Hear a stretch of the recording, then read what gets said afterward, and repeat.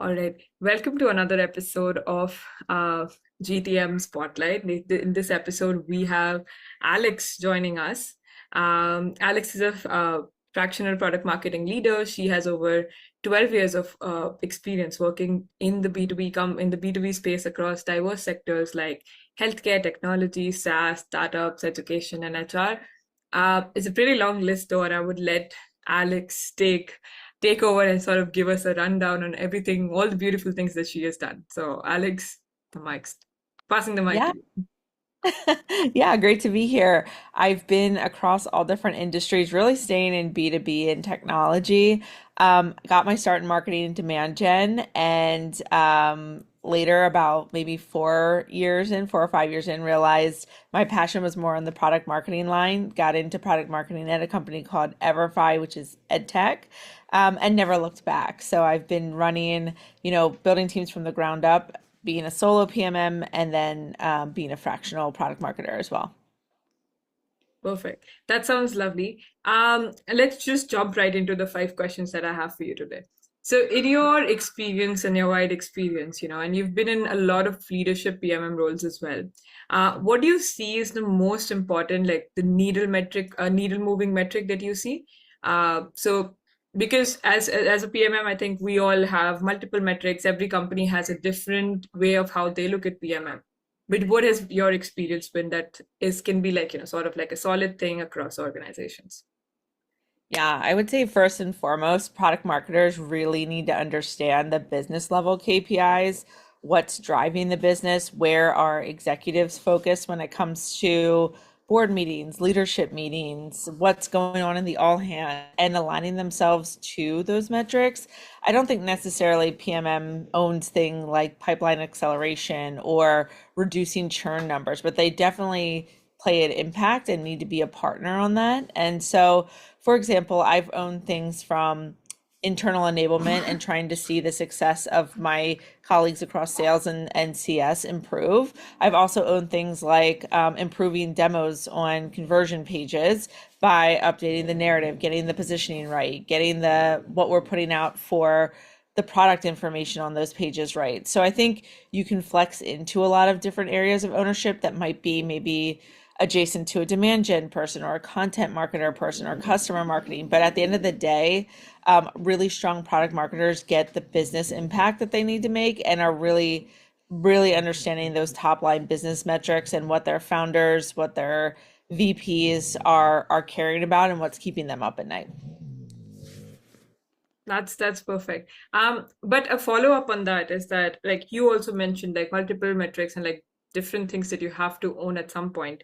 How do you deal with that as a senior leader? Say, you've joined a company and you don't know what their goals exactly are. How do you tackle all of these metrics and everything that's like very spread across, very vague, especially in the PMM field? How do you tackle that as a leader? Yeah. Yeah. One, I always tell people in the interview process for a role like that, don't be afraid to ask awkward or uncomfortable questions. Otherwise, you're going to get yourself maybe into a situation where you thought one thing and it's very much a different thing. So I always advise people get really maybe uncomfortable with some of the pointed questions that you're going to ask, especially to leadership. But once you're in seat, it's really meeting with folks, understanding their positions, tapping into calls that maybe they've had, looking at board slides, looking at leadership slides, and looking at, where sales is. You can find some of that information in your CRMs, your Salesforces, and making some recommendations. Like, don't be afraid to come in and investigate and then have a point of view and then work through your point of view and come to a agreement on what the KPIs are with leadership. So there are a lot of things that can become distractions. So it's really important to, again, align at the top level and then have your own point of view from what you've done in discovery and meet somewhere in the middle with what you're going to own, what you're going to influence, and ultimately what you're going to impact. Lovely. Uh, an add-on to that question, you've also been like a founding PMM. Mhm. And when you are a founding PMM, you're going to like set the record straight, like for everyone, for the team. You're the one that's going to decide what to pick first. And there's a lot, right? When you, especially if you're joining at different stages of the company, there could be competitors strategy, there could be sales enablement, there could be like multiple things to work on. How do you prioritize then, just as a founding PMM, when it's just you and you're the team? Yeah, being a solo PMM is particularly difficult because you're your own sounding board in many ways. And you have to make tough calls because you don't have, 24 hours of work throughout the day. So what I recommend is again looking at those KPIs, but also looking at what is product doing, what sales doing, tapping into sales calls, being on sales calls, really getting into the product and understanding the product, and then being able to affect change where maybe there are gaps, maybe there are holes. What are the routine things that they're doing too? Like, how often are they launching? How often is marketing trying to pull together a marketing moment or a message? How often is sales adjusting their strategy? And tapping into those timelines to build out your own focuses for each quarter, each month. It all depends on kind of what stage that company is and how fast they're going to move in like industry. So, for example, working in MarTech, and early stage companies, they're going to want to move fast. They're going to want you to experiment. They're going to want you to try and fail fast and understand what's working, what's not. Maybe a larger, slower moving org, you're going to be part of a system that is slower moving. There might be more red tape depending on the industry. So you may have like these bigger things, but smaller timelines or shorter timelines. So it's really just like understanding that and aligning to it. I really believe that product marketers are like a very centralized role that affects all of the go-to-market team.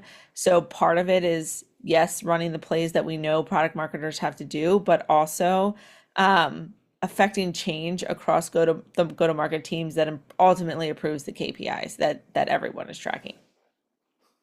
Yeah, I love that advice. And especially it's just like it's I think starting with making someone's life easier then and then like picking up things. I think that's great advice for everyone starting out. How has it been going solo on this journey? Right. Going from like working with teams and now doing everything that you're doing alone. Yeah, it's been a really interesting journey for me. When I left Metadata, I was the director of product marketing, kind of running all the shots, like working with external contractors, building out strategy. But then I decided to leave because the product and the point of view was going one way. I was really going a different way. It felt like a good time to get into fractional work. I'd been getting some interest on the side. And it's been a journey to like build your own business, right? Set up your processes. That's been a little tough. And just the rigor around like when you send invoices, how you do contracting, things like that. But ultimately, it's been a great way to get exposure to different industries, different types of teams, different problems. I would say right now, 80% of the work that I do is messaging and positioning. That's a huge topic that comes up and a real pain point for a lot of teams because over the past couple years, marketing teams have shrunk. They've become more fractional versus in-house in some ways. And so there's been some loss of knowledge and continuity.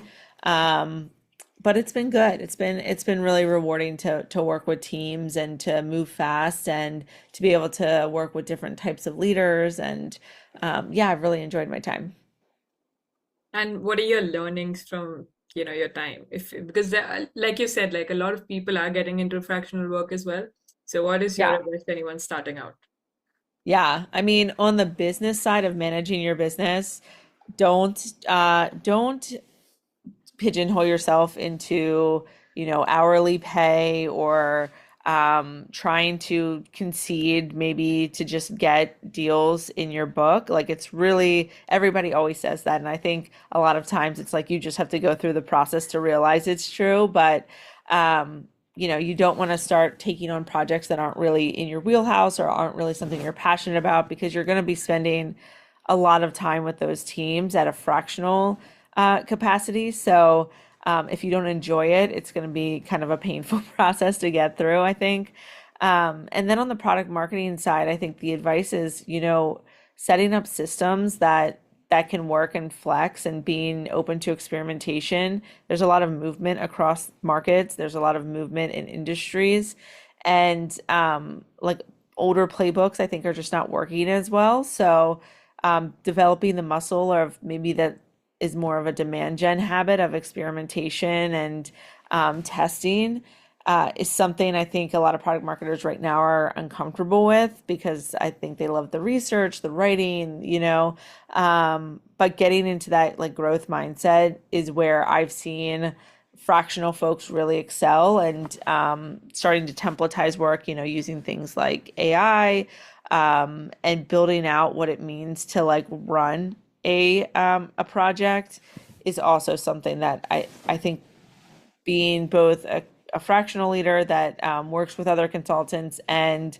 having had hired consultants previously is something I really appreciate. Got it. And what's your favorite campaign that you've worked on till date, solo or with the team? That's a great question. I recently worked with a fitness tech company who had a great message, had a great product, was beloved, but it wasn't clicking the story on the site, in the pitches. There's some sort of breakdown because they couldn't figure out like, are we talking segments? Are we talking modalities? So the type of fitness, are we talking to solo people, small businesses, franchisees? And the team was wonderful. They were such go-getters. And we were able to rewrite messaging. They were really happy about it. They ended up updating the website. Then we moved into building out a go-to-market playbook, and they were able to justify the importance of having a full-time product marketer, which as a fractional person, that's my ultimate goal is like see the value of product marketing and hopefully get somebody in seat that can continue the work that I've done. So that project was really great. That's lovely. I think I love the way you made way for PMs because a lot of founders I think struggle with understanding how important this vertical is because it's quite vague, right? So Yeah. that's absolutely lovely.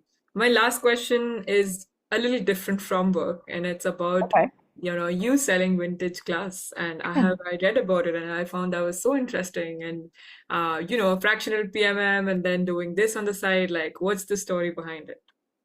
Sure, yeah. So I run the vintage glass business with my twin sister Jordan, and we've always been collectors. Like I collect mostly like mid-century modern, so 60s, 70s glass. And we started selling during COVID just as a fun hobby, kind of to get rid of some of the stuff in our collection and realized people really enjoyed learning about glass. They really enjoyed learning about sustainability. And so last June, we had the opportunity to move into a brick and mortar. And so we've been running this business out of a shop in our hometown, which is in Maryland. And it's been great. It's been really nice to have something that is not on the computer that taps into my creative side and taps into something I'm passionate about. And to be able to do that with my sister is super fun. That's lovely. Why only vintage glass? Why not something else? It's funny. I like maybe 6 years ago, I started to really learn more about sustainability and the like detriment of like shopping casually at Target for something maybe you use once or a season. And my grandmother, who I grew up with, collected all different kinds of treasures. So just tapping back into that and understanding like how to be more sustainable with the choices I'm making in my life, whether it's, decorating my house or what I'm wearing or how I'm recycling or composting or what have you, has been important to me. So it's a multitude of different things. And honestly, getting off of the computer, like I mentioned, has been really nice when you're, a fractional person that's feels like you're always online. It's nice to get away from it for a little bit. That's lovely. I think I love people that have like a side quest in life, apart from the work that we do on on our computer. But it was lovely. I just want to hear one closing tips and trick that you have for anyone that's listening, tuning in. Oh gosh, one tip and trick.